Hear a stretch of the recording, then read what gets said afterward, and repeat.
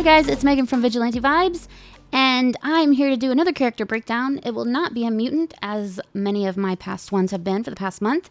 Instead, it is one that I think will show up in Eyes of Wakanda. With Eyes of Wakanda dropping tomorrow, we got a quick look at the female Iron Fist that'll make her presence very known in the show, I hope. We don't know for sure which Iron Fist she will be, but I hope it's Wu Ao-Shi, and I'm here to tell you all about her. The Marvel Universe has its fair share of archers, but Wu Ao-Shi is in a league of her own.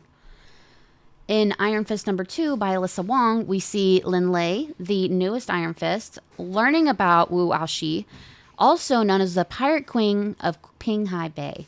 She was one of the rare women to ever hold the title of Iron Fist. Lin's friend, Mei Min, brings up her story to help him understand his own path, pointing out that women weren't even allowed to take part in the trials back then, let alone fight, even after Wu Ao-Shi proved how capable she was. As Mei puts it, just because something is traditional doesn't mean it's good, but times change and so do we, which I think is very prevalent to today's society, so take that with you. Wu Ao-Shi's story ends up motivating Lin to stop trying to be like the Iron Fist before him and instead figure out how to use his chi powers in a way that works for him. And there's actually more to Wu Ao-Shi's Marvel history than what Mei shares in that issue. Wu Ao-Shi actually made her first Marvel appearance back in 2007 in Immortal Iron Fist number 2. She was only in the first few pages, but she made a very big impact, literally, by wiping out a whole fleet of pirate ships in Pinghai Bay with just her fists, a bow, and an arrow. A couple issues later, in Immortal Iron Fist number 4, we learn more about her role in Iron Fist history and what made her stand out. Like all Iron Fists, she could channel the chi of Shu Lao, the Undying, into her fists, which made her deadly in close combat. But Wu Ao-Shi took it a step further. She could push that chi into her arrows, turning her bow into a seriously powerful weapon. When she fired, her arrows hit the force of pure chi, basically unstoppable. As Orson Randall, a former Iron Fist, once told Danny Rand, it was written that her enemies fell as if lightning from God had destroyed them. But it's Immortal Iron Fist number 7 that really dives deep into Wu Ao-Shi's story and her wild adventures as the Iron Fist. The whole issue is focused on her life, from her humble beginnings to becoming the legendary Pirate Queen of Pinghai Bay. She started off with nothing, living in the streets of Kunlun. Yu Tai even referred to her as just a beggar girl in Iron Fist number 2. But everything changed after a run-in at the local market. Caught stealing cherries from a vendor, she was punished by Li Kung, the Thunderer, who flogged her in front of everyone to make an example of her. Instead of backing down, she broke free, even with her hands tied, and punched the vendor square in the face while Li Kung watched. Impressed by her fire, he decided to train her. From then on, Li Kung raised her and taught her the tough lessons about fighting and about life. He made sure she understood that life wasn't fair and didn't owe anyone anything. Life does not care if I thrive or starve, he says. Wu Ao-Shi never looked back on that moment in the market with regret, but everything shifted again when she met the man who would become her husband. That's when her journey took a real new turn. One day, Wu Ao-Shi was sitting by a fountain eating plain rice when a fisherman came up and offered her a fish, just because she looked hungry. That simple act of kindness meant everything to her. As the story goes, it was the first thing she'd ever been given, and a fine start to their lives together. Not long after, the fisherman caught a fish with 2 silver rings inside it. He saw it as a sign. He rushed back to Wu Ao-Shi, proposed on the spot, and she said yes without hesitation. But their love story wasn't without complications. Wu Ao-Shi was still chasing the path of the Iron Fist, and her husband didn't understand that. The idea of her fighting Shu Lao, the Undying, terrified him. He loved her, but the risk of losing her to that trial was too much for him. Still, Wu Ao-Shi went through with it because that's what she does. People from all over Kunlun came to watch. Some cheered her on, others hoped she'd fail. Her husband showed up too, even though he was afraid. And of course, she passed the trial faster than anyone before her and became the Iron Fist. Later, she used her chi to bless their wedding rings so that they glow whenever they are close to each other. But despite her triumph, her husband's fears never went away.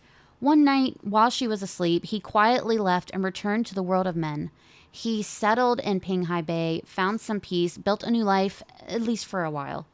Wu Ao-Shi didn't take his disappearance lightly. She told Li Kung she was going after him, and he was furious. To him, she was choosing love over duty, but to her, love was duty. They weren't separate things. When she left Kunlun and entered the world of men, life didn't come easy. Unlike her husband, who adapted very quickly, she had to fight for everything, sometimes very literally. She realized that in the world of men, money was survival. So she started working as a hired muscle to take jobs that let her use her fighting skills to get by. She built a name for herself while searching for her husband. Town to town, her legend spread. Meanwhile, he was just enjoying life in Pinghai Bay until Waku pirates showed up, took over, and enslaved the locals. By 1545, Wu Ao-Shi heard what was happening and figured she could make some good coin helping out. She went to Pinghai Bay, tracked down the pirate king. Turns out he wasn't alone. His so-called pirate harem were skilled fighters, and his crew did not fight fair. Wu Ao-Shi ended up being captured. While she was locked up, her husband had a change of heart. He realized she wasn't going to stop being who she was, and he loved every part of her, danger and all. Fate stepped in when the fisherman was walking through the city, saw his wedding ring start to glow. He realized she was nearby and in danger. The pirate king planned to leave her chained to the cliffs, letting her bones serve as a warning to others. The fisherman wasn't having it. He brought poisoned fish to the guards and took them out. Wu Ao-Shi, never one to waste time, told him to untie her so she could go after the fleet. He offered her his boat, but only if she promised to leave Pinghai Bay and never come back. She agreed and then immediately broke that promise. She sailed straight into the battles. What followed was a full-blown fight for Pinghai Bay. Wu Ao-Shi took the entire pirate fleet with her, just her fists, her bow, and her arrow, and one small boat. Within hours, she crushed them. Her enemies fell as if lightning from God had destroyed them. That is a quote from the comic. She leaped from ship to ship, took down the pirates, wrecked their vessel one by one. Even when they managed to set her boat on fire, it was already too late. She'd drawn the battle inland, cutting off their escape. In the end, Wu Ao-Shi reclaimed Pinghai Bay. Though her life wasn't long after that, she ruled with strength and compassion, protecting the people from tyranny. So, that is Wu Ao-Shi. She is a badass of a character. I really, really hope this is who is in Eyes of Wakanda, because I would love to see her. And it makes sense because she's from the 1500s, and this is a show about the history of Wakanda. So I do have comics for you to check out. Immortal Iron Fist number 4, Immortal Iron Fist number 7, and Invincible Iron Man Annual number 1. There's not much about her, but she, like I said, she does make a very big presence in these comics. So be sure to like and subscribe so you don't miss my review of Eyes of Wakanda, because I'm very excited and a little disappointed. It's only 4 episodes, but I haven't seen it yet, so who am I to judge how many episodes it is? So with that being said, have a marvelous day.